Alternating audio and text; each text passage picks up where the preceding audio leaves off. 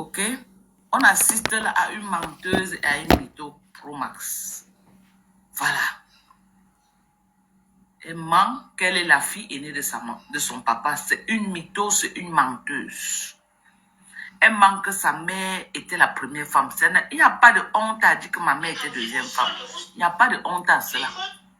Quel que soit le rang, il n'y a pas. Donc, cette fille veut colorier sa vie au point où elle déclasse sa mère de deuxième femme pour mettre première femme et usurper la place d'une autre femme. Vous voyez à quel niveau une personne a un sérieux problème psychologique. Sa maman est deuxième femme de cet homme. Deuxième femme. Ce monsieur a une première femme avec qui il a fait 4 enfants. Sa maman est deuxième femme de cet homme-là. Jamais la première femme. Regardez jusqu'où une personne veut colorier sa vie.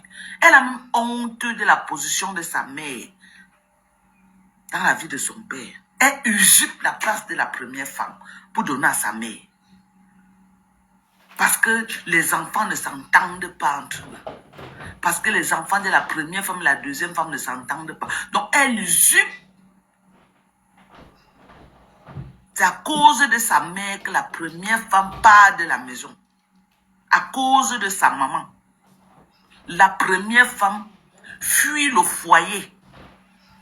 À cause de la maman de cette fille. Sa maman reste prendre le foyer. Au lieu de rester alors, elle abandonne aussi le père. Vous connaissez que les hommes qui sont mariés avec leurs femmes, le réseau dérange. Pompez les cœurs, partagez le live. Pompez, pompez, pompez, pompez. Pompez les cœurs. Je ne provoque pas. Mais quand on me provoque, je riposte. Ok? Elle dit que je parle du cadavre de son père. C'est pas elle qui a décrypté ici comment on a...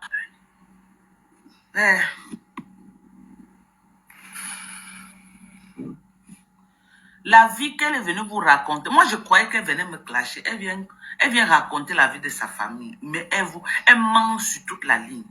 Sa maman, ok, le père de cette peste-là, son père biologique était marié à une femme avec qui il a eu 3 enfants. Sa mère est venue, elle a fait le tapé d'eau.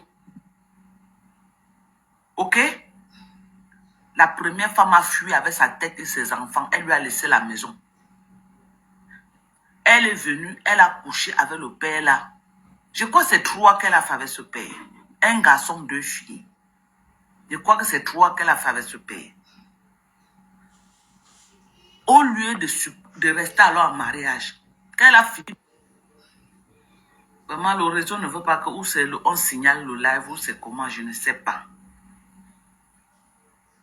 Je ne sais pas ce qui se passe. Je ne sais pas. Parce que je vais bien vous raconter l'histoire de sa famille. Pas ce qu'elle vous a raconté là pour colorier.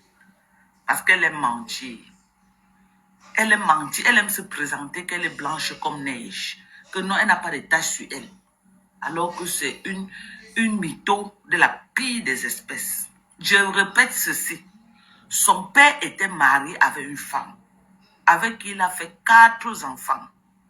Ok? Sa maman est venue. Elle est entrée dans ce foyer en fracas. Vous avez compris avec quoi? La première femme a fui avec sa tête. La première femme a fui avec sa tête et ses enfants. Laisser la maman de cette peste dans la maison.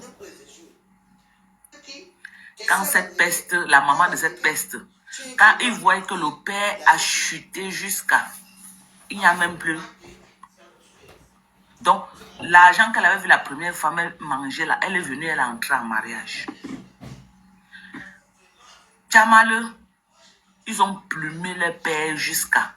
Le père est devenu comme le poulet qu'on enlève les poils là au marché là. Quand ils ont vu qu'il n'y avait plus rien, ils ont abandonné le père. Tchamaleux, ok? Aller s'installer à Bonamoussadi, là où sa mère vit jusqu'aujourd'hui. Abandonner le pauvre père à Bepanda dans la vieille maison que le père avait construite à l'époque de 1900. Ouais. La première femme a dit que quand tu avais l'argent, tu m'as abandonné, que tu as vu une autre femme. Aujourd'hui, la femme là t'a abandonné. Je ne reviens plus.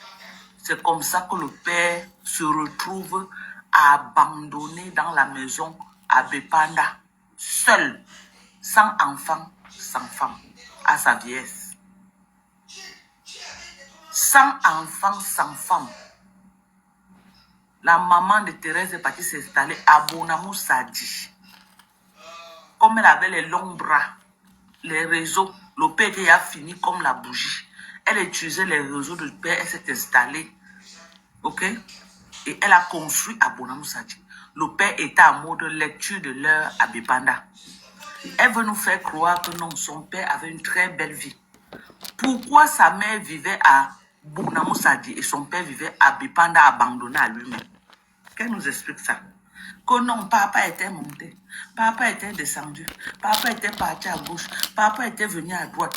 Dites-nous pourquoi son père, qu'elle nous explique.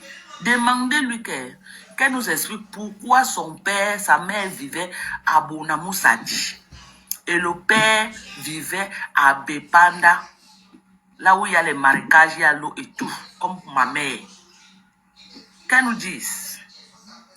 Elle veut nous faire croire qu'elle était une famille très parfaite, une famille qui n'avait pas de problème. Qu'elle nous dise également pourquoi sa mère n'a pas fait les obsèques de son père dans sa maison à Bonamou Sadi, là où il y a le VIP. Qu'elle nous dise, qu'elle nous dise pourquoi le père est mort. Ils ont porté le corps la nuit pour aller mettre à la morgue de Bafang. Qu'elle nous dise. Qu'elle nous explique ça. Qu'elle nous dise pourquoi parmi 7 Benguis, il n'y a qu'un seul qui est venu au deuil. Le dernier né de la première femme. Qu'elle nous explique. Qu'elle nous explique. Quand le père meurt, le grand frère de Tchama Kounkoum est au Cameroun. Il exige qu'on enterre le père dans 3 jours parce que lui rentre jeudi. La famille a dit que non. Que c'est devenu quoi comme ça là? Il voulait enterrer dans 3 jours pour Bac. Ce qui a sauvé, c'est que la petite sœur de Tchama Kounkoum, qui était rapatriée de Mbeng, c'est elle qui avait mis le corps à la morgue à Bafang avec sa quarantaine, il ne pouvait pas retirer. Black Beauty était clair les bisous, il ne pouvait pas retirer. Ok? Il rentre à Mbeng et il ne revient plus pour l'enterrement. Voilà, les frères de Tchama Le sont des ratés. On dit que les derniers de l'Angleterre, quand on dit que les Lasimbunga de l'Angleterre, ce sont ses frères. Plus de 20 ans à Mbeng, personne n'a pu venir au Cameroun, y compris elle-même. Tchama Kounkoum n'a pas pu aller enterrer le père. Ouais, attendez. Il faut que vous montrez un peu la Tchama Kounkoum là. Les photos qu'on publie partout sur Facebook là. Ok. Oh là là, ce n'est pas ici. Putain, c'est pas ici, c'est dans l'autre téléphone ou quoi? Attendez une minute, mes gens. Attendez, je reviens. Je reviens. Ok.